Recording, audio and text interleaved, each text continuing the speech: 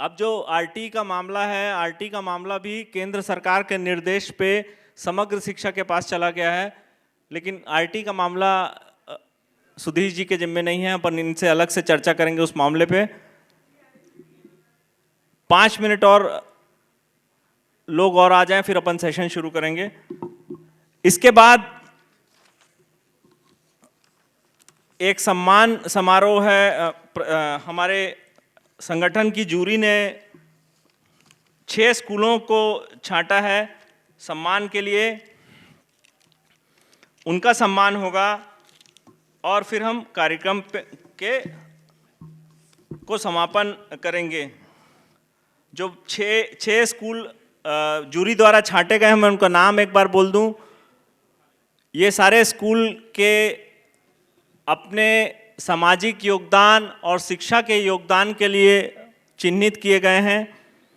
एक crystal house school है, उनसे जुड़े लोग यहाँ बैठे हैं। क्रिस्टल हाउस स्कूल मैं आपको फिर बता दूं, कल इस बारे में मैंने चर्चा की थी। Crystal house school Atal Nagar Raipur में संचालित है। एक CSR मॉडल है, शायद उनसे मैं चर्चा करके और बताऊंगा। एक CSR मॉडल के तहत चल रहा है वो, लेकिन उसकी स्थापना से 2016 की स्थापना है और इतनी शांति से उन लोग काम कर रहे हैं कि आसपास के अटल नगर जहां पर उनका स्कूल है, उसके आसपास वो गरीब बच्चों को आइडेंटिफाई करते हैं, चिन्हित करते हैं। जैसे आज सुबेरे बहुत सारे स्कूल के संचालक बोल रहे थे कि हमारे यहाँ जो आरटी के जो स्टॉल में बाहर खड़े हैं लोग आ जाएं, हम सेशन शुरू करने को हैं। एक बार भेजो ना किसी को। क्रिस्टल हाउस स्कूल के बारे में बता दूं, ये बच्चों को आइडेंटिफाई खुद करते हैं। जैसे आज सुबेरे एक स्कूल संचालक का कहना था कि मेरे स्कूल में आरटी के जो बच्चे हैं वो इनोवा में आते हैं, लंबी लंबी सोने की चैन पहनते हैं। इसीलिए शायद क्रिस्टल हाउस स्कूल वालों ने बच्चों को आइडेंटिफाई करने का जिम्मा सरकार को नहीं दिया, वो खुद आइडेंटिफाई करते हैं। उनकी टीम उसको चिन्हित करती है उन बच्चों को, और वो बच्चों को बस से लाते हैं। मान लो दूरी ज़्यादा है तो बस से अपने यहाँ लाते हैं उनको, थोड़ा धीरे धीरे उनको यूनिफॉर्म, बैग, किताब सब चीज़ अपनी तरफ से देते हैं। शायद दोपहर का खाना भी इनके उस शेड्यूल में है और शिक्षा फ्री है। गरीब बच्चे का कोई एक पैसा नहीं लगता। ऐसे सारे विभिन्न स्कूलों से आए हुए संचालकों से मेरा निवेदन है कि अंदर कार्यक्रम प्रारंभ हो रहा है। आप सभी, महत्वपूर्ण सेशन है, आप सबकी उपस्थिति प्रार्थनीय है। अंदर जल्दी से जल्दी आए। जो सारे स्टॉलों में संचालक गण हैं उनसे मेरा निवेदन है कि बहुत ही महत्वपूर्ण कार्यशाला प्रारंभ होने वाला है। आप सभी, इसके अलावा एक और स्कूल को चिन्हित किया जूरी ने, अभिभावक विद्यालय। ये 2 जगह स्कूल चला रहा है, अछोटी और रायपुर में। ये संस्था जो है, आप लोगों को शायद जानकारी हो तो मैं आपकी जानकारी के लिए साझा कर दूं। जो जीवन विद्या कार्यक्रम है, अछोटी में चलता है, ये स्कूल उन्हीं के द्वारा संचालित है।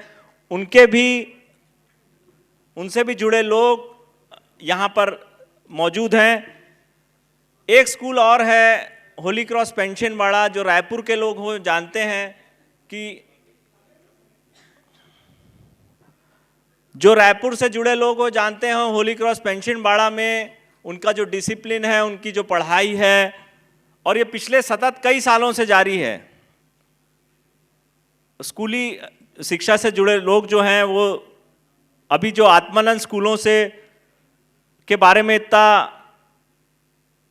स्वाभाविक है, निजी स्कूल थोड़े परेशान हैं क्योंकि इंग्लिश मीडियम स्कूल खुला है तो छोटे स्कूलों के बच्चे वहाँ ट्रांसफ़र हो रहे हैं। लेकिन मेरा जो अनुभव है स्कूली शिक्षा में, आपको बताऊं, स्कूली शिक्षा जो है वो निरंतर चलने वाली प्रक्रिया है। आज आप स्कूल ठीक कर देंगे, 2 साल बाद अगर वहाँ क्वालिटी ख़राब हो जाएगी तो बच्चे निकल जाते हैं। आप जो रायपुर के स्कूल देख रहे हैं जहाँ स्ट्रेंथ बहुत ज़्यादा है, ये लगातार उनके प्रयास हैं, लगातार वो अच्छा काम कर रहे हैं, इसलिए वहाँ बच्चों की संख्या बहुत ज़्यादा है।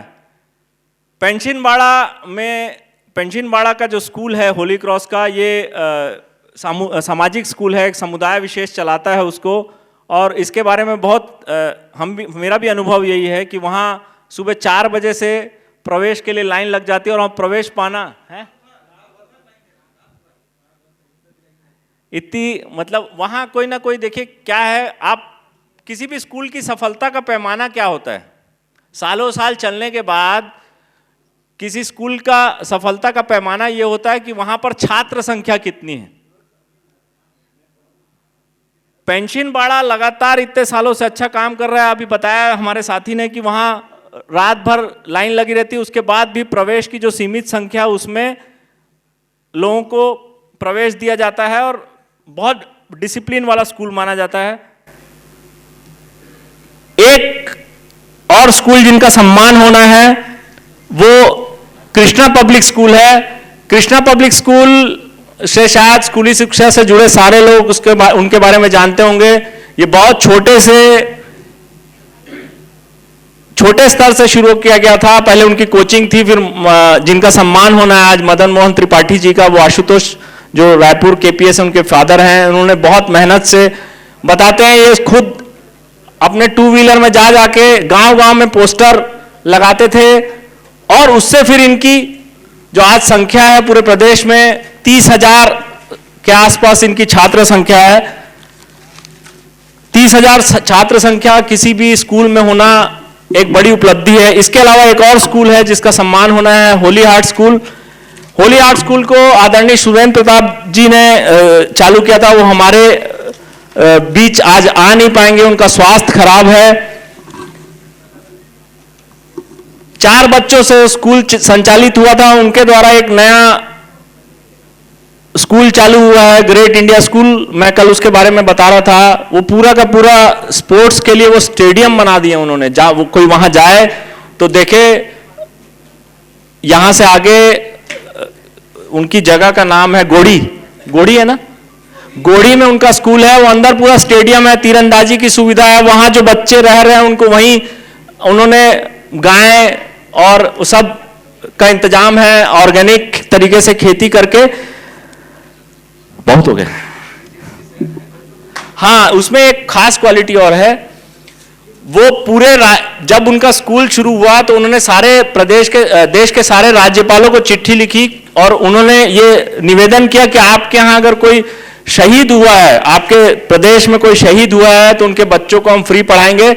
ऐसे बहुत सारे बच्चे उनके यहाँ अभी निःशुल्क शिक्षा ग्रहण कर रहे हैं। मैं अब जो पैनल है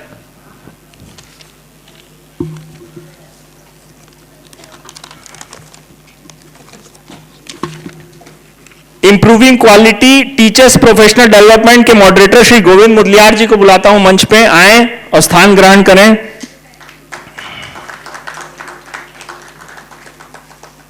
श्री सुनील शाह हमारे बीच हैं, अजीम प्रेम जी, जोरदार तालियां इनके लिए भी। शिक्षा के क्षेत्र में निस्वार्थ काम करने वाले लोगों में एक अजीम प्रेम जी फाउंडेशन भी है।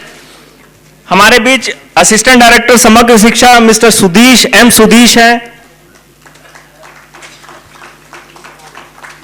वो भी सराई।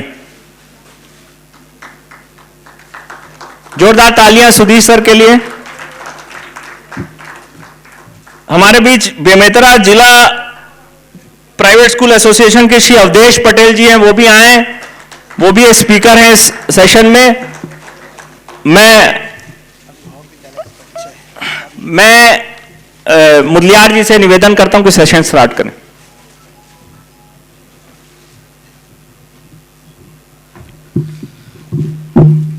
धन्यवाद राजीव भैया। पिछले 2 दिन से जो कार्यक्रम चल रहा है, और आज कंक्लूजन में ये कार्यक्रम हम आ चुके हैं, और तकरीबन 3 या 4 सेशन मैंने भी सुना है, और चारों सेशन में मैंने देखा कि हम हर जगह, चाहे वो इंटरनेशनल नेशनल बोर्ड की बात हो, चाहे NEP के सेशन की बात हो, हर जगह हम एक जगह आकर रुक जाते थे। वो है टीचर्स की क्वालिटी और टीचर्स के का प्रोफेशनल डेवलपमेंट। तो आज का जो कार्यक्रम है और आज का जो पैनल है, टीचर्स डेवलपमेंट पे हम बातचीत करेंगे और तकरीबन हमारे पास 30 से 35-40 मिनट है और एक परिचर्चा हम इसमें करने की कोशिश करेंगे।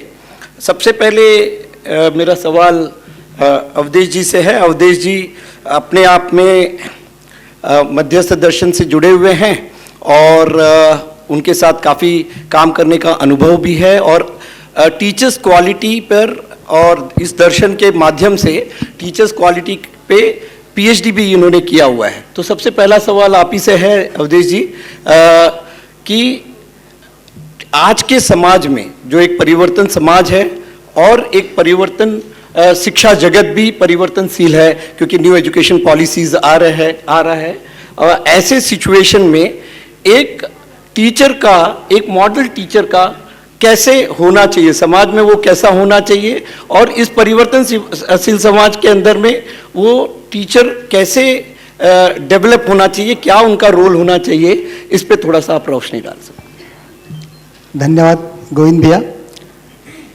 सबसे पहले सबको नमस्कार और ब्लूम्स को और जितने ऑर्गेनाइजर उसको थैंक्स कहूँगा। देखिए, प्रोफेशनली डेवलप टीचर को अभी प्रेजेंट सिनेरियो में एजुकेशन के कई सारे कंटेंट पढ़ने को मिलता है, लेकिन प्रेजेंट सिनेरियो में प्रोफेशनली डेवलप टीचर जिसको मानते हैं, एक बड़ा भाग चला जाता है स्किल में कि टीचर को पूरा सब्जेक्ट का नॉलेज हो, अच्छा स्किलफुल हो, टेक्नोलॉजी का ज्ञान हो, यानी उसके पास जो कंटेंट है उस कंटेंट को सही तरीके से स्टूडेंट को पहुंचा सके।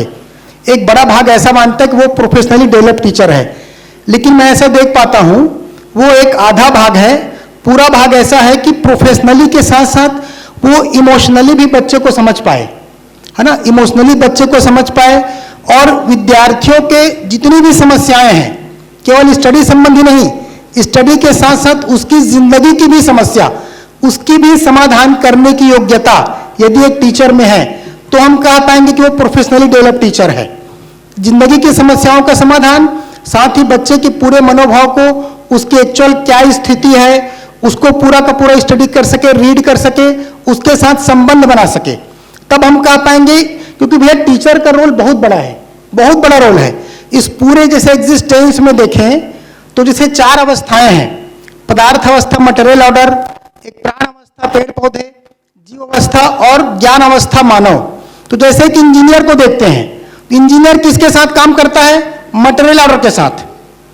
ये पदार्थ अवस्था जैसे बिल्डिंग इंजीनियर ने बनाया, डिजाइन किया, ठीक है। अगर इंजीनियर कुछ गलती करे तो ये बिल्डिंग गिर सकता है, कुछ लोगों को लॉस हो सकता है, कुछ की जाने भी जा सकती है। एक डॉक्टर किसके साथ काम करता है?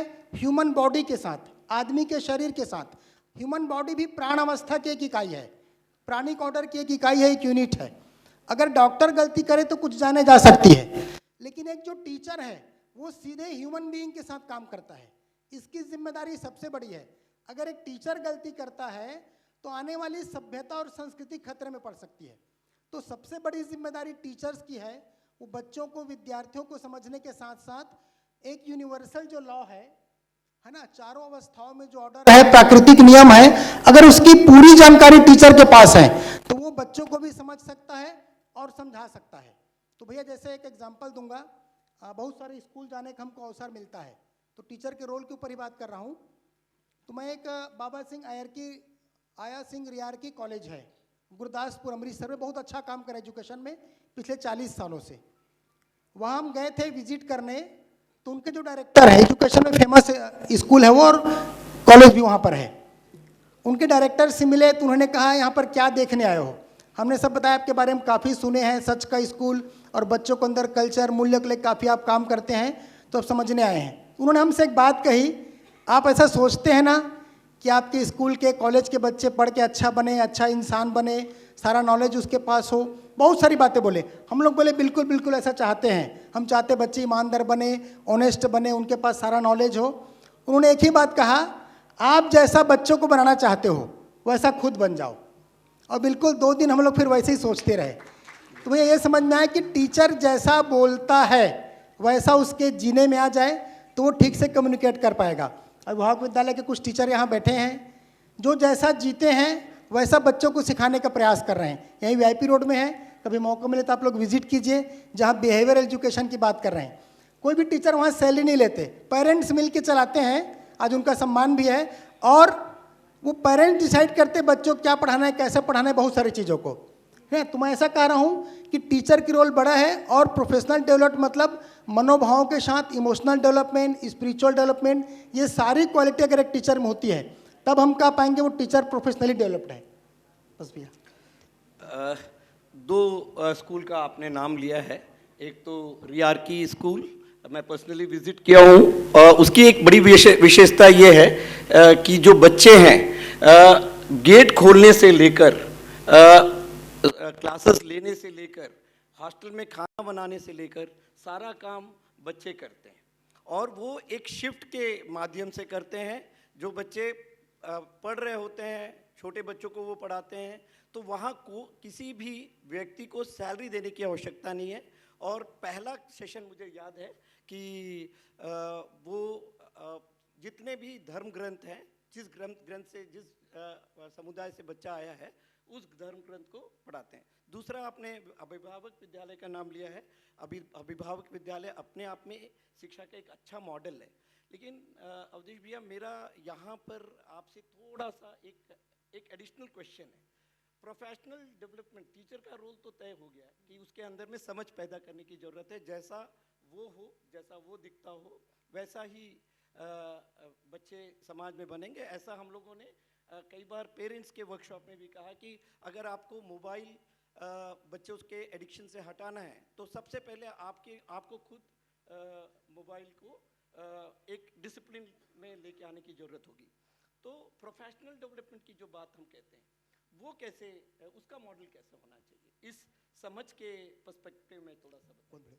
देखिए, मैं ये कहूँगा प्रोफेशनल डेवलपमेंट क्यों, सुबह एक सेशन में बात हो रही थी, अगर वाई तय हो गया तो हाउ हम डिसाइड कर लेंगे। अभी पूरा प्रोफेशनल डेवलपमेंट हाउ की ओर काम कर रहा है। यहाँ जितने स्टॉल लगे हैं मैक्सिमम हाउ की ओर। मैं कहूँगा कि वाई अगर क्लियर हो गया तो पूरे एजुकेशन सिस्टम का जो यूनिवर्सल गोल है वो कहीं ना कहीं मिसिंग है। भैया थोड़ा इस बड़े एजुकेशन के मंच पे एक बड़ी बात कर रहा हूँ। अभी मैं आईटी दिल्ली में भी एक सेमिनार में गया था, आईटी दिल्ली में भी इस बात को बोल के आया, जो वाई है वो यूनिवर्सल है, वो किसी आदमी ने नहीं बनाया है, वो नेचर ने डिसाइड किया है। वो यूनिवर्सल गोल अगर क्लियर होता है, जिसे मैं सिंपल भाषा में कह रहा हूँ कि व्यक्ति में समाधान एक पर्पस है, यानी हर आदमी के पास पूरे मानव जाति के समस्त प्रश्नों का उत्तर हो, और ये उत्तर मिल सकता है, ऐसा नहीं कि नहीं मिल सकता। सारे प्रश्नों का, एक आदमी से लेकर विश्व परिवार तक जितने क्वेश्चन जिंदगी में आ सकते हैं जो जीने से जुड़ा है, उस पूरे क्वेश्चन का प्रैक्टिसेबल, प्रैक्टिकल, यूनिवर्सल, जिसे शिक्षा विधि से पढ़ाया जा सकता है, ऐसा उत्तर आ चुका है, आप जा सकते हैं। तो व्यक्ति में समाधान हो, परिवार में समृद्धि, यानी एजुकेशन का जो दूसरा रोल है, ये एजुकेशन का जो रोल है वही आदमी की जिंदगी का भी रोल है, गोल है, ठीक है ना, जो गोल है, लक्ष्य है। परिवार में समृद्धि मीन्स हर आदमी के पास आवश्यकता से अधिक उत्पादन करने की योग्यता निहित है। और प्रकृति में भी जैसे 800 करोड़ लोग हैं भैया, धरती में लगभग 780 करोड़ लोग, 1000 करोड़ 1500 करोड़ लोग होंगे तो भी ये नेचर इतना समृद्ध है कि सबकी नीड को पूरा कर सकता है, ग्रीड को पूरा नहीं कर सकता, लेकिन नेचर में इतना पावर है। आप पूरा देखेंगे तो समझ में आएगा। सबसे ज़्यादा मटेरियल ऑर्डर है, मटेरियल के बाद फिर प्राणिक ऑर्डर है, फिर पशु पक्षी हैं, आखिरी में मानव आया है। एजुकेशन की जरूरत केवल मानव को है, क्योंकि आदमी ज्ञान अवस्था की इकाई है। अभी आदमी केवल भी सुविधा और संग्रह के रूप में लगा है, और पूरा एजुकेशन सिस्टम भी मतलब जैसे बच्चों की सफलता क्या है ना, बच्चे को लिए माँ बाप एटीएम है, और माँ बाप की सफलता क्या है कि बच्चे उनके लिए एटीएम बन जाए, यहीं तक हम देख पा रहे हैं। लेकिन एक्चुअल में गोल में जाएं तो हर परिवार आवश्यकता से अधिक उत्पादन कर सकता है और समृद्धि पूर्वक जी सकता है, गरीबी में जीने की बात नहीं है। तीसरा गोल जो आता है कि समाज में समाधान हो, समृद्धि हो प्लस अभय हो, सब में विश्वास हो, और चौथा प्रकृति में संतुलन हो, और ऐसी योग्यता हर मानव में निहित हो जाए, हर बच्चे में निहित हो जाए। उसके लिए हम बाय एजुकेशन उनको ऐसी योग्यता डेवलप कर पाएँ। ये एजुकेशन का लक्ष्य है, यही आदमी का लक्ष्य है। और भैया ये यूनिवर्सल जो रूल्स है, गोल है, प्रकृति किसी निश्चित नियम से काम कर रही है, उस नियम को हम समझते हैं, क्योंकि भैया तो 5 मिनट का है, लेकिन एक बात जरूर कहूँगा कि इस गोल को समझने के लिए मतलब मिनिमम 7 दिन में ये भरोसा हो सकता है आप लोगों को। 7 डेज के इसका वर्कशॉप होता है, जिसे चेतना विकास मूल्य शिक्षा कर रहे हैं, AICTE ने लागू किया, प्रोफेशनल ह्यूमन वैल्यूज़ के नाम से, यूनिवर्सल ह्यूमन वैल्यूज़ के नाम से। छत्तीसगढ़ शासन में भी कुछ काम हुआ, दिल्ली में हैप्पीनेस करिकुलम के रूप में कुछ काम चल रहा है। तो मिनिमम इसका परिचय 7 दिन का होता है।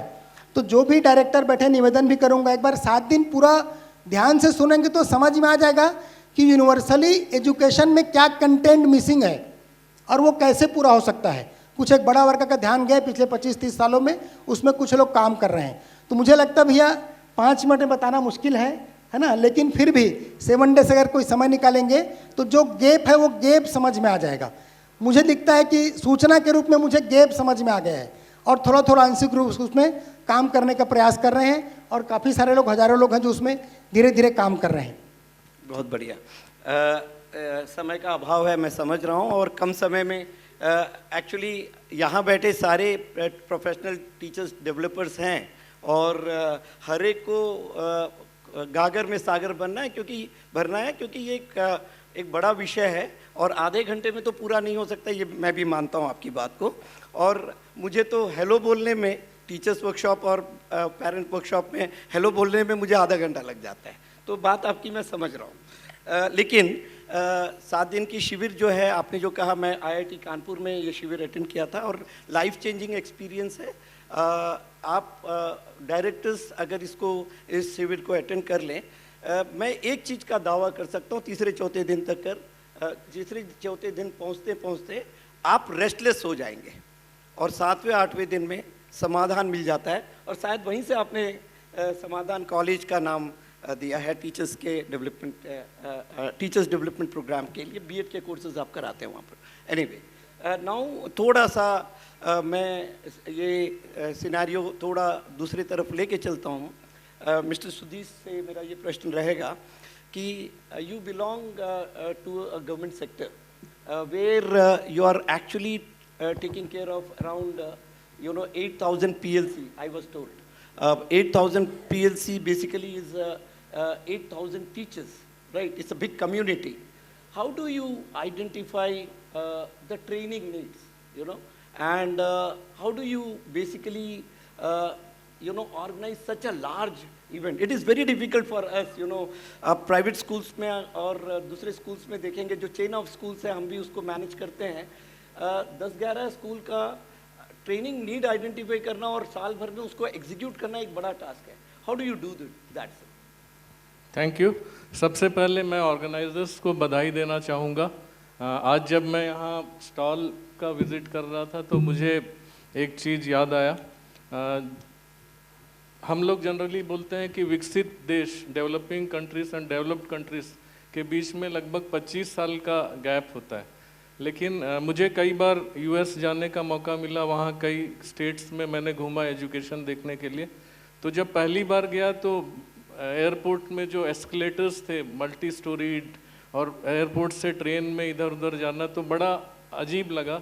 लेकिन 4-5 साल के बाद मैंने देखा कि दिल्ली T3 भी लगभग एट पार वैसे ही हो गया। तो वो जो 25 का अंतर मुझे 4 साल में समझ में आया कि इंडिया में वो आ गया है। वैसे ही एक कोर्स था, मुझे करना था ट्रेनिंग का, प्रोफेशनल डेवलपमेंट का एक सब्जेक्ट था मेरा, प्रोफेशनल लर्निंग कम्युनिटी। अरिज़ोना यूनिवर्सिटी में 3 महीना उसके लिए मैंने पढ़ाई करने के लिए मैं गया था। तो वहाँ पर ऐसा ही एक बड़ा होटल था, ट्रेनिंग का एक पार्ट था।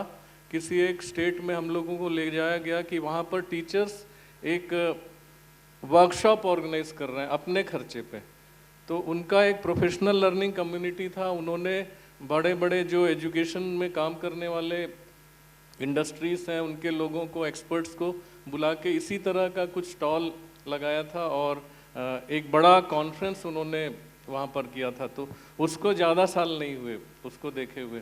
तो मुझे आज बड़ा अच्छा लग रहा है कि जो चीज़ मैंने वहाँ देखा कुछ साल के भीतर, जैसा उसमें दिल्ली में देखा था वो रायपुर में इम्प्लीमेंट होता हुआ। इसके लिए आपको ब्लूम्स को धन्यवाद देना है, और छत्तीसगढ़ प्राइवेट एसोसिएशन को धन्यवाद देना है कि इतना बड़ा कार्यक्रम वो आयोजन कर सके। जी, उसके लिए सबसे पहले बधाई।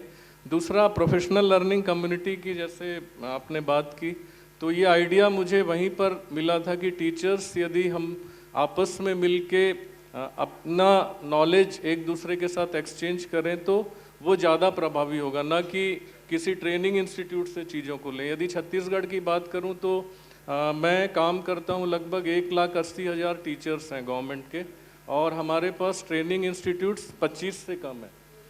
तो यदि 25 इंस्टीट्यूट्स को मैं 1,80,000 टीचर्स की ट्रेनिंग देने के लिए बात करूं, और एनईपी यदि आप पढ़े होंगे, सब निश्चित रूप से पढ़े होंगे, तो 50 घंटे का ट्रेनिंग हर टीचर को अनिवार्य है, चाहे वो गवर्नमेंट का टीचर हो चाहे प्राइवेट का। Every year each teacher has to undergo 50 hours teachers training professional development course. तो वो 25 के भीतर ट्रेनिंग इंस्टीट्यूट के साथ करना संभव नहीं था, इसलिए वो जो आइडिया वहाँ पर हम लोगों ने देखा उसको यहाँ पर इम्प्लीमेंट किया। जो टीचर्स थोड़ा प्रोएक्टिव होके सामने आ रहे थे उन लोगों को हमने कैच किया और उनको ये कहा कि आप अपना एक ग्रुप बनाइए। और उस समय ये सब लगभग 7-8 साल पहले की बात है, उस समय ये इंटरनेट फ्री हुआ करता था, ऑलमोस्ट फ्री टाइप का हो गया था, बाद में धीरे धीरे चार्ज बढ़ा। तो लोगों ने सोशल मीडिया बनाया, ग्रुप्स बनाए, और हर ग्रुप में कुछ लीडर्स बन के अलग अलग सब्जेक्ट के एक्सपर्ट्स के रूप में काम करना शुरू किया। तो काफ़ी प्रोग्रेस होने लगा, और उन्होंने ही ट्रेनिंग नीड आइडेंटिफाई किया कि मेरे फील्ड में इस प्रकार की चीज़ों की ज़रूरत है और मुझे इस प्रकार की ट्रेनिंग करना चाहिए। तो इस सिस्टम को हम लोगों ने धीरे से समग्र शिक्षा के माध्यम से थोड़ा सा इंस्टीट्यूशनलाइज किया। गवर्नमेंट ऑफ इंडिया में जनरली इस टाइप की चीज़ें नहीं मानी जाती, पर यहाँ चूँकि काम अच्छा हो रहा था प्रोफेशनल लर्निंग कम्युनिटी का, और नेशनल एजुकेशन पॉलिसी में भी ये कहा गया कि आपको पीएलसी के माध्यम से आगे बढ़ना चाहिए। छत्तीसगढ़ में ये काम काफ़ी समय से चल रहा था। टीचर्स ने अपनी नीड्स खुद आइडेंटिफाई की और अपनी ट्रेनिंग खुद डिज़ाइन किया, और न केवल डिज़ाइन किया बल्कि उसको इम्प्लीमेंट किया। और मैं बड़े गर्व के साथ कह सकता हूँ कि हम लोगों ने ये क्लस्टर में शुरू किया था। हमारे पास 5540 क्लस्टर हैं, वहाँ पर शुरू किया था। टीचर्स सोशल मीडिया का यूज़ करते करते ब्लॉक के टीचर्स जुड़ गए, ब्लॉक के टीचर्स जुड़ के फिर जिले के टीचर्स जुड़े, फिर स्टेट के टीचर्स जुड़े, और अभी कोविड के टाइम में हमारे स्टेट के जांजगीर के एक ग्रुप ने पूरे देश के लोगों को, सारे स्टेट्स के लोगों को जोड़ के उन्होंने वेबिनार वगैरह किया। उन्हीं के लोगों को मैंने फिर यहाँ पर लास्ट ईयर हम लोगों ने नेशनल कॉन्क्लेव किया था कोविड के टाइम, तो वो लोग जो उनके साथ जुड़े थे पीएलसी, हर स्टेट के करीब 28 स्टेट के लोगों को मैंने यहाँ पर बुलाया और हम लोगों ने उसका वर्कशॉप किया। तो टीचर्स को हम लोगों ने पूरा ऑटोनॉमी दिया हुआ है कि let them identify what are their training needs instead of depending upon the training institutions. Let them identify, let them design and let them go for that. तो उससे जो एक ये मिसमैच होता है कि हम अपने कमरों में बैठ के ट्रेनिंग सोचते हैं, विजुअलाइज करते हैं कि ऐसा होना चाहिए, उसके बदले हम नीचे से ही लेने की शुरुआत प्रोफेशनल लर्निंग कम्युनिटी से की। बॉटम टू टॉप मॉडल पे बॉटम अप अप्रोच।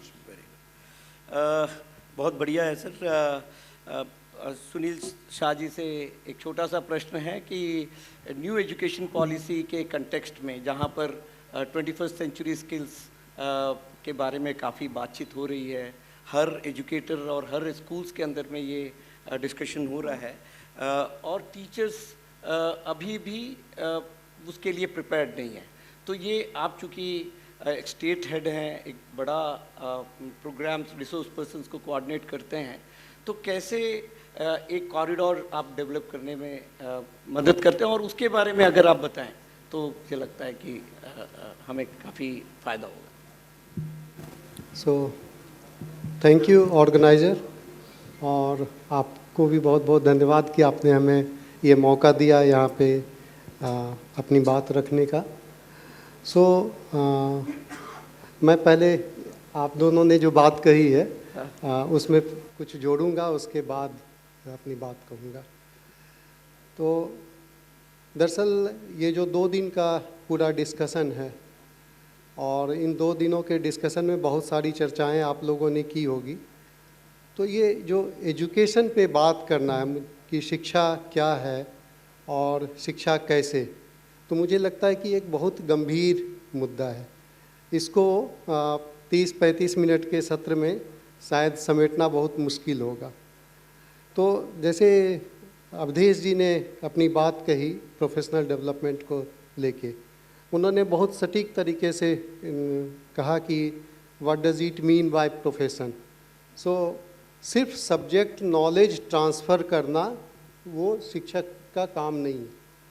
बेसिकली एक शिक्षक की जो भूमिका है, जो इन्होंने एक 4 पिलर्स भी बताया और उसके थ्रू कहा कि बच्चों को समझना, ये उनके इमोशंस को समझना, और उसके इमोशंस के साथ साथ बच्चों की जो सामाजिक परिस्थितियाँ, जो सोशियोलॉजिकल उनका बैकग्राउंड है। सो इसीलिए जब हम टीचर के प्रोफेशन की बात करते हैं तो सब्जेक्ट और कंटेंट नॉलेज के साथ हम ये अपेक्षा करते हैं कि शिक्षक एजुकेशन की फ़िलॉसफी को कितना समझता है, वो एजुकेशन की जो सोशियोलॉजी है, उसका जो समाजशास्त्र है, उसको कितना समझता है, और उसका जो मनोविज्ञान है, जो साइकोलॉजी है। तो जब तक आप विषय के साथ साथ इन 3 बड़े डब्बों को एड्रेस नहीं करते हैं तो प्रोफेशनली वो डेवलप नहीं हो पाते। और इसके क्योंकि ये इसीलिए ज़रूरी है क्योंकि आप कंटेंट ट्रांसफ़र नहीं करते। एजुकेशन का जो पर्पस है, वो पर्पस क्या है? जो कॉन्स्टिट्यूशन में हमारे देश में जो संविधान ने तय किया है कि just, equitable, human, sustainable society का डेवलपमेंट करना, और इस इक्विटेबल सोसाइटी के लिए उस तरह के नागरिक तैयार करना। यही पर्सपेक्टिव जो है वो न्यू एजुकेशन पॉलिसी का भी है, और इससे पहले की भी जो पॉलिसी रही है, चाहे कोठारी कमीशन की बात करें या 92 की बात करें, सारी पॉलिसीज़ में यही है कि हमको इस तरह के नागरिक समाज तैयार करना है।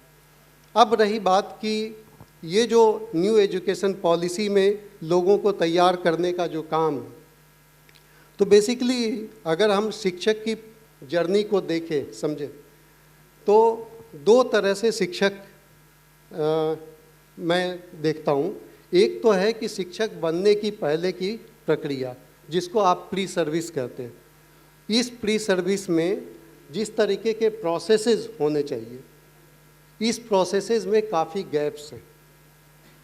तो जब तक आप उस गैप्स को मिनिमाइज नहीं करते, उसके ऊपर कोई कंट्रोल नहीं आपका होता है, तब तक आप वैसे शिक्षक समाज को या स्कूल को नहीं देते। तो मेरा सुझाव यही है, और एनईपी में ये कहा गया कि जो टीचर एजुकेशन का कॉलेज है और जो प्रोसेस है वो 4 इयर्स डिग्री प्रोग्राम होना चाहिए, और इस 4 इयर्स डिग्री प्रोग्राम में आप सब्जेक्ट के साथ साथ बाकी जो मैंने पहले 3 एस्पेक्ट्स कहे, उसके ऊपर कितना काम होता है। सेकेंड एस्पेक्ट है कि स्कूल प्रैक्टिकम। शिक्षक जब तक स्कूल जाके, अभी हम लोगों ने अजीम प्रेमजी फाउंडेशन में हमारी यूनिवर्सिटी में जो पढ़ाई होती है, जो 4 ईयर कोर्स है, 6 months every student they have to spend in the field with the government school. आप वहाँ जाएं, आप वहाँ के टीचिंग प्रोसेस को समझें, आप वहाँ की सोसाइटी को समझें, वहाँ की कम्युनिटी को समझें, आप वहाँ के बच्चों को समझें, और इस सारी समझ के बेसिस पे किस तरीके से आप टीचिंग करेंगे, ये सारी परिस्थितियों के बीच। क्योंकि विषय का ट्रांसफ़र करना एक बात है, लेकिन विषय को इस पर्सपेक्टिव से ट्रांसफ़र करना कि आपके पास सारी सोसाइटल अंडरस्टैंडिंग है, आप कम्युनिटी को समझते हैं, आप जो है बच्चों को समझते हैं, उसकी साइकोलॉजी को समझते हैं, तब आप जो ट्रांसफ़र करते हैं तो आपके बीच और बच्चों के बीच एक रिश्ता बनता है। सही। बिना इस रिश्ते के आप अगर कंटेंट ट्रांसफ़र कर रहे हैं तो एक समय के बाद आप विश्वास मानिए कि वो कंटेंट पीछे चला जाता है। 16 GB के एक पेन ड्राइव में ग्रेड 1 से लेकर ग्रेड 12 तक का पूरा कंटेंट आ सकता है। बिल्कुल आ जाता है। वैसे need not to send in the school. Correct. लेकिन होता क्या है कि स्कूल के पास एक बड़ी समस्या है, जो कॉस्ट ऑफ जो बजट है, पर्टिकुलरली बजट स्कूल्स हैं, उनके पास बहुत बड़ा एक आज के दिन में as it is retention is an issue for the teachers. Cost of training is very very high. कल एक इंटरनेशनल बोर्ड और नेशनल बोर्ड के ऊपर में एक परिचर्चा हो रही थी। तो इंटरनेशनल बोर्ड में वो क्वालिटी हम इसलिए देख पाते हैं क्योंकि वो बहुत समय और बहुत पैसा, बहुत एफर्ट ट्रेनिंग में कॉस्ट के लिए मतलब बहुत कॉस्ट वो इन्फ्यूज़ कर पाते हैं। लेकिन एक बजट स्कूल जो छत्तीसगढ़ में एक बहुत छोटे से स्तर पे खुला हुआ स्कूल है, जिसमें उनकी मानसिकता भी अच्छी है कि स्कूल अच्छा चलाना है, और ऐसे ट्रेनिंग जो ऑर्गेनाइज करना बड़ा मुश्किल हो जाता है। तो कॉस्ट के ऊपर में बजट स्कूल कैसे कर पाए, और चूँकि अजीम प्रेम जी का एक पर्सपेक्टिव है इसमें, तो आप इसको कैसे देखते हैं, मतलब विथ रिस्पेक्ट टू कॉस्ट। और होता क्या है कि जब तक एक नॉर्मल संचालकों के बीच में एक बातें उठती है कि हमने टीचर को इतना ट्रेनिंग किया, इतना प्रोफेशनली डेवलप किया, और उसके बाद 2 साल के बाद ये टीचर दूसरे स्कूल में काम करने के लिए चले जाता है। एक बड़ा चैलेंज है ये। तो इस चैलेंज को कैसे एड्रेस करना चाहिए? मुझे लगता है कि शिक्षक के पेशेवर विकास के लिए बहुत ज़्यादा कॉस्ट की ज़रूरत नहीं है। ये मेरी निजी राय है, आप असहमत भी हो सकते हैं। क्योंकि जैसे सुधीश जी ने कहा कि प्रोफेशनल लर्निंग कम्युनिटी जो गवर्नमेंट स्कूल्स में बने हैं, मैं मतलब हमारी संस्था उसका हिस्सा है, और हम सब लोग मिलके उसको लेके काम करते हैं। मैं 2-3 सुझाव के रूप में रखता हूँ। बहुत सारे ऐसे स्कूल किसी छोटे जगह पे 3, 4, 5, 10 किलोमीटर के पेरीफेरी में काम करते हैं, और वो वहाँ पे संचालन करते हैं। निश्चित रूप से उनके पास बहुत लो बजट होता है, इस तरह की फैसिलिटीज़ नहीं होती, रिसोर्सेज नहीं होते, वो बहुत ज़्यादा फीस नहीं लेते, तो इस कारण से उनकी एक लिमिटेशंस है। लेकिन ये लिमिटेशन शिक्षकों के विकास में कभी भी बाधा नहीं बन सकती। वो इसलिए बाधा नहीं बन सकती है कि एक तो हमारे समाज में पिछले 30-40 साल में एक जो बड़ी दुर्घटना घटी है, वो दुर्घटना ये है कि हम लोगों ने पढ़ना लिखना छोड़ दिया। हम पढ़े लिखे लोग हैं, पढ़ते लिखते लोग नहीं हैं। तो जब तक हम पढ़ते लिखते लोग नहीं हैं, तो हम टीचर कहलाने के हकदार नहीं हैं। तो इसीलिए एक शिक्षक को या एक किसी भी व्यक्ति को, किसी भी नागरिक को पढ़े लिखे लोग की श्रेणी से बाहर निकल के पढ़ते लिखते लोग वाली श्रेणी में आना चाहिए, और इसके लिए कोई बजट नहीं लगता। तो मुझे लगता है कि अगर स्कूल अपने विदिन दी स्कूल प्रीमाइस ये प्रोसेस अगर शुरू करते हैं कि अब हम 10-15 का स्टाफ होगा कहीं पे, ये 10-15 शिक्षक साथी वो अपने कैंपस में बैठ के पूरे 6 दिन की जो क्लासरूम प्रोसेसेस रही है, उस क्लासरूम प्रोसेस पे सैटरडे को 3 घंटे हम डिस्कशन करेंगे कि किस तरह के चैलेंजेस हमको लैंग्वेज में, मैथमेटिक्स में, सोशल साइंस में पढ़ाते हुए आ रहे हैं। तो ये अगर आप इस तरह की परिचर्चा आपने इसमें शुरू करते हैं, तो उससे एक नीड इमर्ज होती है कि हाँ, टीचर की क्या नीड है, जो कि पीएलसी के नीड के अनुसार वो आएगी। तो ऐसे ही 8-10 स्कूल जो आसपास के हैं, वो अपने विद्यालय में ये नीड आइडेंटिफाई करके वो अपने स्तर पे वहाँ पे किसी ऐसे कोहोर्ट का निर्माण कर सकते हैं कि ये साइंस के पर्टिकुलर इस कंसेप्ट पे हमको मदद चाहिए, और भी छोटा सा वहाँ पे कोई रिसोर्स पर्सन को बुला के किसी बड़े स्कूल को रिक्वेस्ट करके कि आप हमें ऐसा फैसिलिटी दे सकते हैं क्या, हब एंड स्पोक मॉडल की बात कर। तो मुझे लगता है कि इस तरीके से आप वहाँ पे इसको ये कर सकते हैं। सरकार के बहुत सारे चैनल्स हैं, जैसे दीक्षा प्रोग्राम है, या उसमें भी या जो पीएलसी का प्रोग्राम है, इस पीएलसी प्रोग्राम के साथ वो कैसे कोलैबोरेट कर सकते हैं। ये दूसरा मॉडल हो सकता है कि आप अपनी नीड आइडेंटिफाई करते हुए वहाँ के आसपास के स्कूल के साथ कोलैबोरेट करते हुए आप वहाँ पे एक ट्रेनिंग प्रोग्राम मिलजुल के ऑर्गेनाइज कर सकते हैं। और सबसे बड़ी बात मुझे ये लगती है कि बहुत सारे रिसोर्सेज ऑनलाइन उपलब्ध हैं। तो ये जो टेक्नोलॉजी का यूज़ है मुझे लगता है कि टेक्नोलॉजी के यूज़ को हमको अपने उन शिक्षक साथियों के लिए मुहैया करवाना चाहिए और उस पर फिर डिस्कशन करना चाहिए। इनफैक्ट मेरा अगला सवाल सुधीर जी से यही था। तो आप टेक्नोलॉजी को जितना एक्सेसिबल बनाते हैं और उसका एक अभी क्या हो रहा है कि टेक्नोलॉजी दो तरफा मार करे, दो धारी तलवार है। जी। क्योंकि एक तो अच्छा है कि इसका कि आपके पास एक्सेसिबिलिटी इसकी है, दूसरी इसकी प्रॉब्लम्स ये है कि इस टेक्नोलॉजी के माध्यम से जो है आप चाहते हैं कि शिक्षकों को रिप्लेस कर दें। तो अगर शिक्षकों को रिप्लेस करके क्लासरूम अगर आप बनाना चाहते हैं तो मुझे लगता है कि वो एक खतरनाक स्थिति होगी। करेक्ट। तो ये टेक्नोलॉजी के ये 2 एजेस जो हैं, ये दोनों एजेस को बहुत सावधानी से यूज़ करने की ज़रूरत है। नहीं, कमोबेश मैं पिछले 2 दिनों से ये देख रहा था, हर पैनल ने टीचर के एग्जिस्टेंस को नकारा तो नहीं है। सबका ये कहना है टीचर्स अपनी जगह पर काम कर रहे हैं और उनको जैसा आपने बोला डबल एज सोर्ड है, उस एंगल को हम लोगों को पहले विश्वास वाला जो रिश्ता है टीचर और ट्रेनर के बीच में या टीचर और संचालक के बीच में रखने की ज़रूरत है, और वो है। इनफैक्ट बहुत हद तक मामला अभी भी अपने हाथ में, अपने कंट्रोल पे। क्विकली, मैं ज़्यादा समय हमारे पास है नहीं, मैं सुधीर जी से जो आपने टेक्नोलॉजी की बात करी है, टेक्नोलॉजी को और कैसे हम यूज़ कर सकते हैं सो दैट, चूँकि आप एक लार्ज कम्युनिटी को हैंडल कर रहे हैं, around 8,000 is a big number, तो कैसे टेक्नोलॉजी को आप यूज़ करते हैं और कैसे प्राइवेट स्कूल्स भी, एक और प्रश्न है, कैसे एक सिनर्जी बनाया जा सकता है प्राइवेट एंड पब्लिक स्कूल्स के बीच में। कई बार ऐसा नज़रिया आता है कि प्राइवेट स्कूल और पब्लिक स्कूल जो है कॉम्पिटिटिव मोड पे हैं। मुझे ऐसा लगता है कि ऐसा कुछ होना ही नहीं चाहिए और ऐसा कुछ है नहीं। जो काम सरकार कर रही है वही काम प्राइवेट स्कूल के ओनर्स भी कर रहे हैं, उनके अपने चैलेंजेस हैं।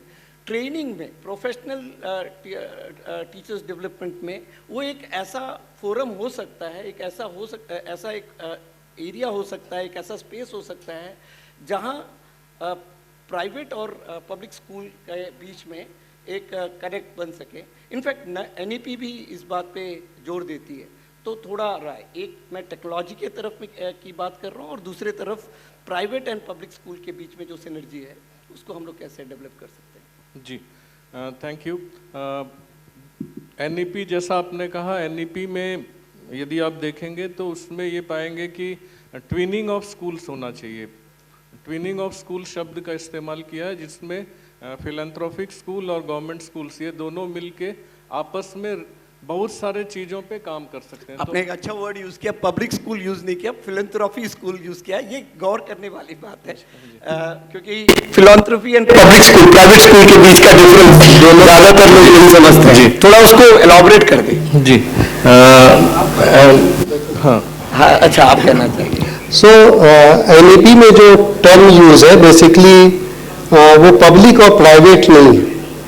मैं आपसे थोड़ी देर पहले बात कर रहा था,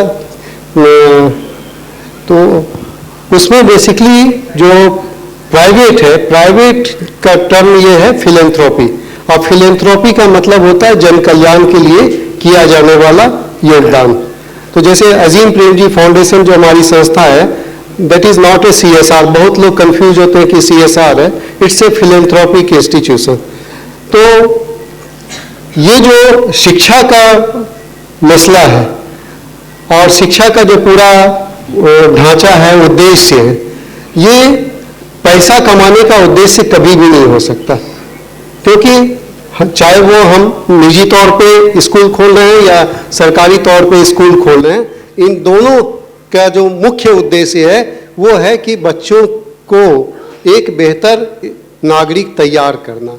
तो बेहतर नागरिक तैयार करने के लिए जो प्रयास निजी संस्थाएं कर रही हैं वो इस कॉस्ट पे नहीं कर रही होंगी कि हमको इनसे बहुत ज़्यादा पैसा कमाना है।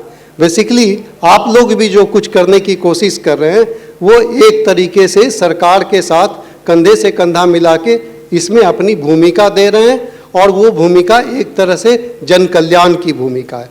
तो ये जो फिलैंथ्रोपी टर्म है ये उसी से रिलेटेड है। इसीलिए मैं आप गोविंद जी को भी कह रहा था कि पब्लिक एंड फिलैंथ्रोपिक पार्टनरशिप हो, पब्लिक और प्राइवेट पार्टनरशिप ना हो। तो इसीलिए शिक्षा उस उद्देश्य को तब प्राप्त करती है। नहीं तो जब आप हमसे कॉस्ट लेते हैं और उसके बदले आप हमको कहते हैं कि मैंने आपको 10वीं पास कराया, 12वीं पास कराया, इंजीनियरिंग ये किया, तो हम जिस तरह के नागरिक तैयार होंगे वो नागरिक ही अपने एक लिमिटेड थॉट प्रोसेस से संचालित होंगे कि चूंकि मैंने अपने एजुकेशन के लिए इतना इन्वेस्ट किया तो हमको उस इन्वेस्टमेंट के बदले इतना राशि सोसाइटी से दोबारा रिकवर करना है। तो ये जो रिकवरी करनी है सोसाइटी से, तो आप उससे जन कल्याण की बात, उससे मानवता की बात, उससे सस्टेनेबिलिटी की बात, ये सारी बातें उसके लिए फिर बेमानी हो जाती। तो इसीलिए एजुकेशन कभी भी व्यवसाय नहीं हो सकता, वो फिलैंथ्रोपी ही हो सकता है। और सिमिलरली हेल्थ का भी जो पूरा दायरा है वो भी इसी श्रेणी में आता है। Coming back to thank you. Time कम है इसलिए सर, मैं वो फिलॉन्थ्रफी और प्राइवेट मैंने इसलिए यूज किया, कई बार मेरे साथ बहुत ऑडियंस इस बात में एग्री करेगी, कई जगह मीडिया में प्राइवेट स्कूल को फिर भी एक बहुत सॉफ्ट टर्म है, कई जगह में कुछ और वर्ड से भी इसको संबोधित कर देते हैं, माफिया कह देते हैं और दूसरी बहुत सारे लैंग्वेज यूज हो जाता है। मुझे लगता है कि किसी भी स्कूल के संचालक के मन में फिलॉन्थ्रफी वाली ही भावना रहती है। ये अलग बात है कि हम उसको प्राइवेट के पर्सपेक्टिव से, जन कल्याण के पर्सपेक्टिव से ही देखते हैं। तो लेकिन कॉस्ट तो कॉस्ट है, वायबिलिटी तो वायबिलिटी है। जितने लोगों को मैंने स्कूल खोल के दिया है, देखा है, उनका सिर्फ ये कहना है, सर हमारे जितना पैसा आ रहा है उससे हमारा स्कूल चल जाए, यही मानसिकता है, और बच्चे एक अच्छे ह्यूमन बीइंग बन जाए, ये उनकी मानसिकता रहती है। लेकिन ठीक है, coming back to our question, otherwise हम लोग और किसी और डायरेक्शन पे चले जाएंगे। Sir, coming back to the technology part. जी, तो जैसा एनईपी में दिया है कि आप पार्टनरशिप करके कई सारे रिसोर्स शेयरिंग से लेके बहुत सारे चीजें कर सकते हैं। तो मैं फोकस करूंगा प्रोफेशनल डेवलपमेंट पे। तो हमारे जो आपके स्कूल के अच्छे टीचर्स हैं और गवर्नमेंट स्कूल के अच्छे टीचर्स हैं, टेक्नोलॉजी का यूज करते हुए यदि आपस में एक ग्रुप बना लेते हैं और उसमें म्यूचुअल एक्सचेंज करना शुरू करते हैं आइडियाज का, तो वो बहुत जल्दी ग्रो होता है। अभी हम लोग गवर्नमेंट में कर रहे हैं, पहले व्हाट्सएप के अंदर हम लोग सीमित थे, पर उसकी लिमिटेशन थी, इसलिए हम टेलीग्राम में चले गए। तो पूरा प्रोफेशनल लर्निंग का काम हम लोग, जैसे मैं इसमें 500 से ज़्यादा टीचर्स के ग्रुप में जुड़ा हुआ हूँ और मैक्सिमम कोशिश करते हैं इंटरेक्शन या इन्फॉर्मेशन सीधे उनके पास इसके माध्यम से पहुंच जाए, टेक्नोलॉजी के माध्यम से पहुंच जाए। तो ऐसा ही प्राइवेट स्कूल के भी टीचर्स यदि सब्जेक्ट वाइज बना लें, उसमें यदि चाहें तो गवर्नमेंट के टीचर्स को जोड़ें और म्यूचुअली एक दूसरे को कोऑपरेट करते हुए यदि काम करें तो अच्छा होगा। दूसरा पॉइंट यह है कि एक हम लोग न्यूज़ लेटर निकालते हैं मंथली, जिसमें क्वालिटी से रिलेटेड चीज़ें पे बात होती है। cgschool.in जो हमारा पढ़ाई तुहर द्वार का वेबसाइट है, cgschool.in, उसमें आप जाएंगे तो फ्रंट पेज में स्क्रॉल करेंगे तो नीचे एक चर्चा पत्र करके एक मैगजीन आता है, जो पिछले 8 साल से हर महीने 1 तारीख को निकलता है। उसमें टीचर्स को एकेडमिक डिस्कोर्स के लिए बहुत सारे थॉट्स होते हैं, जिसको जैसा आपने कहा ट्रेनिंग का सबसे, यदि आप देखना चाहें कि उसका फायदा क्या हुआ, तो वो नीचे स्कूल में रिफ्लेक्ट होना चाहिए। यहाँ हॉल में आप आ गए, कुछ सुन लिए और जाने के बाद वापस अपने रूटीन के काम में आ गए तो उसका कोई इम्पैक्ट नहीं होता। तो चर्चा पत्र में हम लोग छोटी छोटी बातें सजेशन के रूप में देते हैं, और वो जब मैं विजिट करता हूँ छत्तीसगढ़ के कोने कोने में तो वो मुझे दिखाई देता है। 1-2 उदाहरण देके मैं अपनी बात रखना चाहूँगा। एक स्कूल में मैंने देखा कि स्कूल की डिज़ाइन ट्रेन जैसे बना दी गई है, पेंटिंग ट्रेन जैसे कर दी गई है। उसको मैंने सजेस्ट किया कि एक स्कूल ने, किसी प्रांत के एक स्कूल ने इस प्रकार से किया, तो यहाँ के 1000 से ज़्यादा स्कूल जो है वो अपनी डिज़ाइन को उन्होंने ट्रेन जैसे किया। तो वो वहाँ का एक आइडिया थ्रू न्यूज़लेटर गया और वो नीचे रिफ्लेक्ट हुआ। तो इस प्रकार से जो चीज़ें टेक्नोलॉजी का यूज़ कर, और वो वापस भी भेजते हैं कि आपने ये आइडिया दिया और वो वापस गया। तो टेक्नोलॉजी का यूज़ करके टीचर्स, चाहे वो प्राइवेट स्कूल के हों चाहे गवर्नमेंट स्कूल के हों, आपस में मिलकर बहुत सारी चीज़ें एक दूसरे को म्यूचुअली सपोर्ट करते हुए कर सकते हैं। और एनईपी में यही विजुअलाइज किया गया है। और मैं यहाँ आयोजकों से रिक्वेस्ट करूंगा, मैंने एक बार कोशिश की थी प्राइवेट स्कूल्स का ग्रुप बनाने की, 4,500 लोग उसमें जुड़े हैं, उसमें दूसरे डायरेक्शन में बात होने लगी थी तो उसको मैंने साइलेंट रखा हुआ है, पर ग्रुप जिंदा है। यदि वो उस ग्रुप को कंटिन्यू करना चाहते हैं तो मैंने अभी अभी चेक किया, 3,500 से ज़्यादा लोग उसमें प्राइवेट स्कूल के जुड़े हुए हैं। तो if they want to continue using the technology for the professional growth, you can make use of that Telegram group. Thank you. बहुत बढ़िया। मेरे ख्याल से ऑलमोस्ट हम सभा के अंत में आ चुके हैं। हाउस को मैं इनवाइट करना चाहूँगा कि अगर किसी के पास कोई प्रश्न है, हमारे पास कमोवेश 2 मिनट का समय है, अगर वो हम कंप्लीट कर लें। कोई सवाल किसी के पास?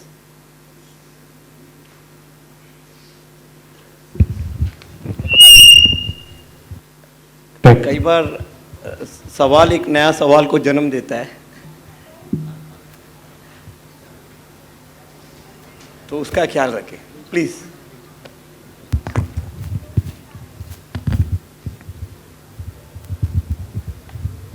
गुड इवनिंग सर, मैं KCPS स्कूल से हूँ, Manjeeta Thakur.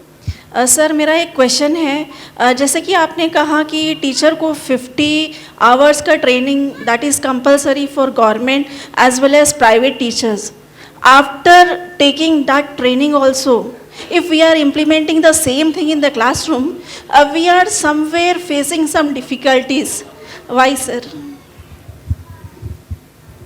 It is a two-way business, I think. If you are saying that despite having the training, if the teachers are not able to adapt those things which are told in the training, so either the problem lies with the training or the problem lies with the trainee who has taken the training. So, But my doubt is that, sir, that equal scope should be given to the parents as well as teachers. If we both develop, if we both interact, and we both will have a same question issues, then automatically the child will develop. But we face some issues with parents also over here. So how can we solve that kind of issues? I think that the challenge of parents' involvement is very less in private school. That challenge is faced in government schools because most of the parents in government schools are, most of the students in government schools are first generation learner. So I don't think that problem is there in private school.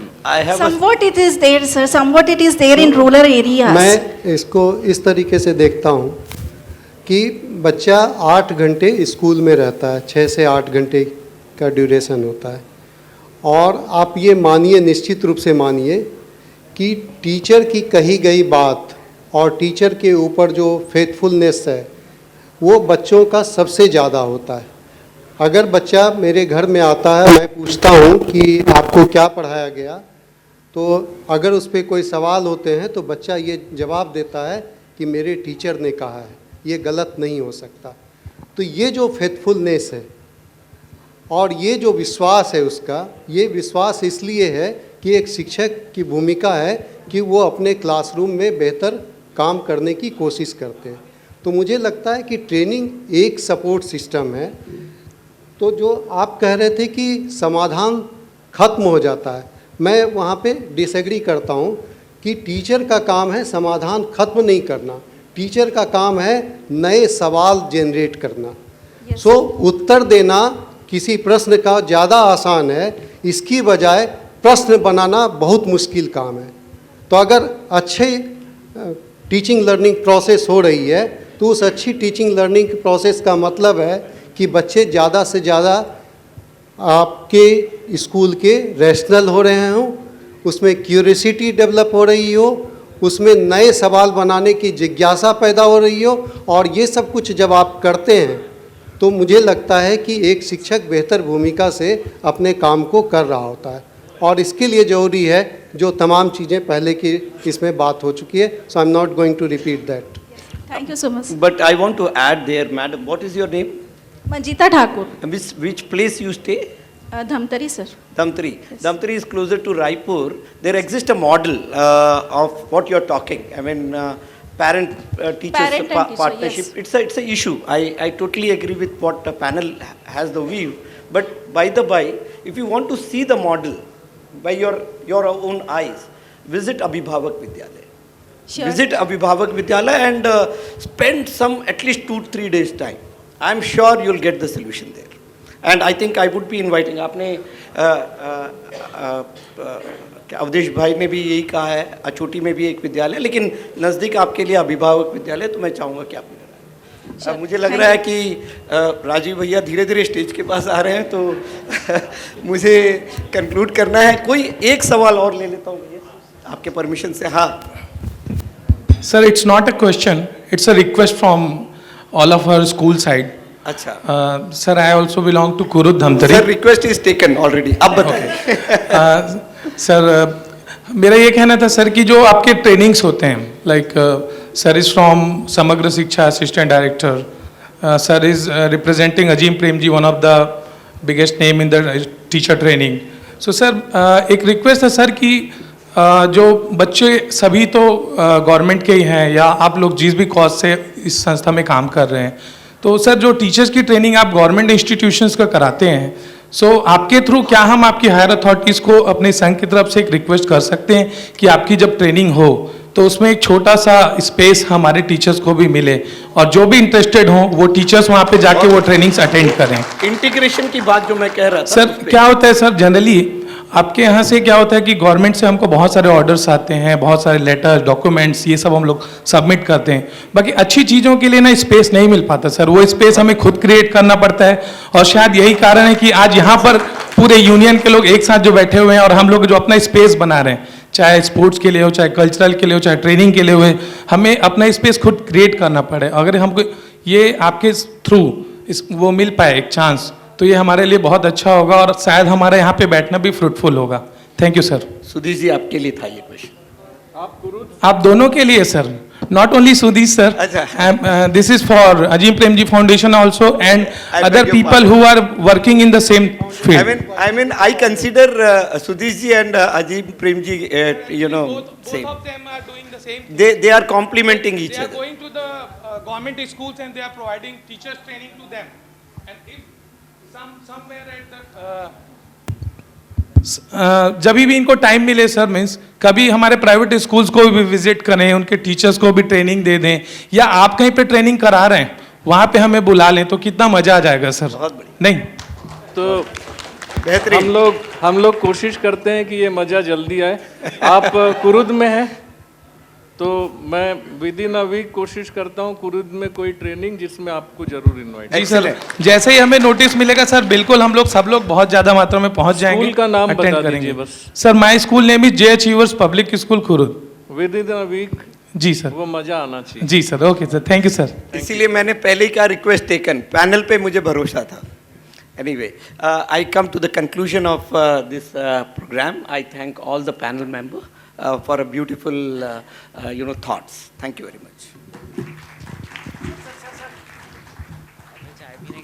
इससे पहले कि इस panel का सम्मान हो, मैं पूरे panel को धन्यवाद देना चाहूँगा. बहुत शानदार और बहुत ही जानकारी वाला ये सत्र रहा. चूँकि यहाँ स्कूल शिक्षा मंत्री आने वाले थे, तो इसलिए विभाग को पता था कि ये कार्यक्रम हो रहा है. स्कूल शिक्षा विभाग से मुझे एक मैसेज आया है, बोले कि आप अपने स्कूलों को ये मैसेज दे दीजिएगा आप अपने मन से. मैं मैसेज वैसे का वैसे ही पढ़ के सुना रहा हूँ आप लोगों को. सर्व प्रचार एवं संकुल प्रभारी, कृपया यूडाइस की एंट्री में ध्यान देने की आवश्यकता है, क्योंकि जिले के, अरे देखो क्या होता है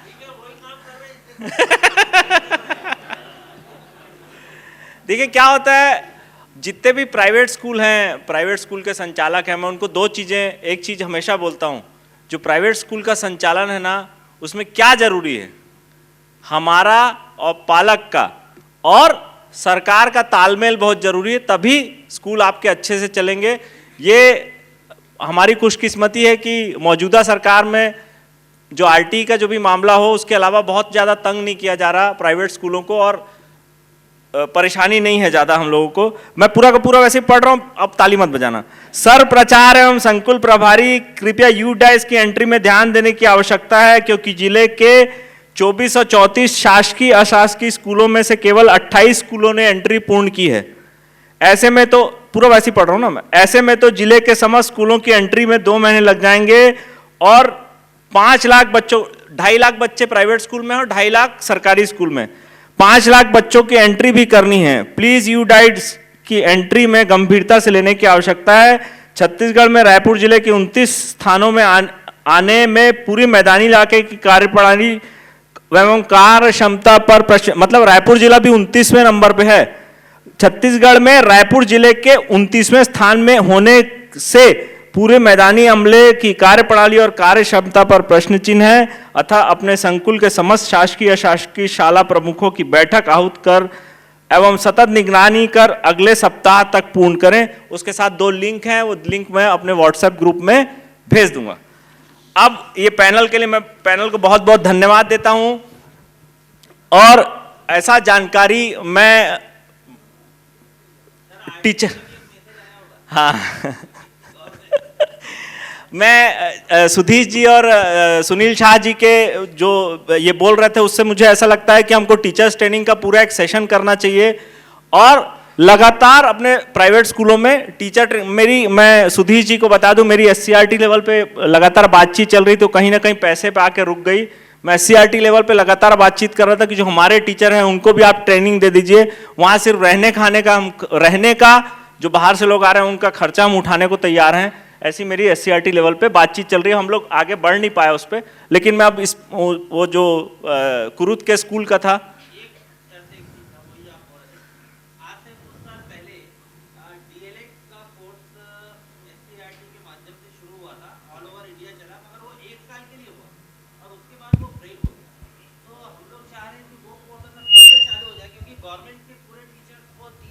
नहीं वो सर प्राइवेट टीचरों को भी था। नहीं, 1 साल प्राइवेट टीचर्स के लिए रहा, तो वो अगर वापस कंटिन्यू 1-2 साल और हो जाए तो देखिए उसमें क्या दिक्कत है मैं बता रहा हूँ। उसमें दिक्कत ये है कि मेरा बीएड और डीएड कॉलेज है, तो बीएड डीएड कॉलेज वालों को आप टीचर अगर फ्री में ट्रेनिंग करा देंगे तो कॉलेज वाले क्या करेंगे, इसलिए हमारा ऑब्जेक्शन था उसमें। लेकिन ट्रेनिंग हम चाहते हैं कि शासकीय ट्रेनिंग हो। देखिए क्या होता है, हर सिक्के के ना 2 पहलू होते हैं, पक्ष विपक्ष होता है।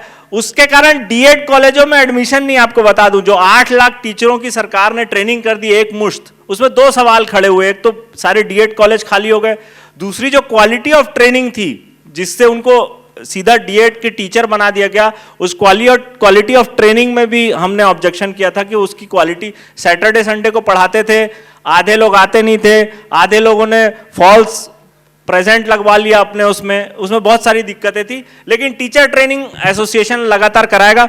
मैं इस पैनल को फिर से धन्यवाद देता हूं। मैं सुनील शाह अजीम प्रेम जी फाउंडेशन वालों के सम्मान के लिए राजकिशोर सिंह चौहान गोंदिया से हमारे बीच में है, वो सम्मान करेंगे। जोरदार तालियों से सुनील शाह जी का सम्मान कीजिए।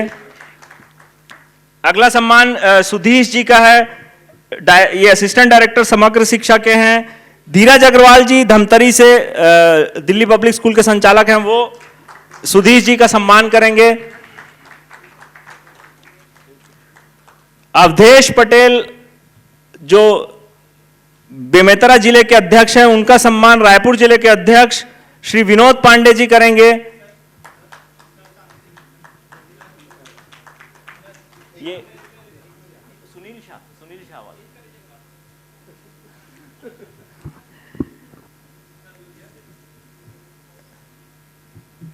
अवधेश पटेल जी का सम्मान विनोद पांडे जी करेंगे। पहले सुधीश जी का सम्मान, धीरज अग्रवाल जी के ये डीपीएस धमतरी के संचालक हैं। अवधेश पटेल जी का सम्मान श्री विनोद पांडे जी करेंगे। हमारे पैनलिस्ट और हमारे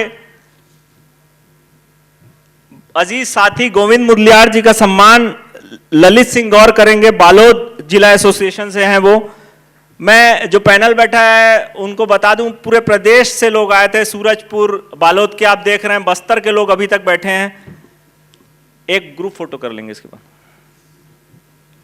पूरे पैनल को फिर से एक बार धन्यवाद। मैं चाहूंगा कि सुधीश जी और सुनील शाह जी बैठे, हम स्कूलों का सम्मान कर रहे हैं, वो भी हमारे साथ रहें तब तक।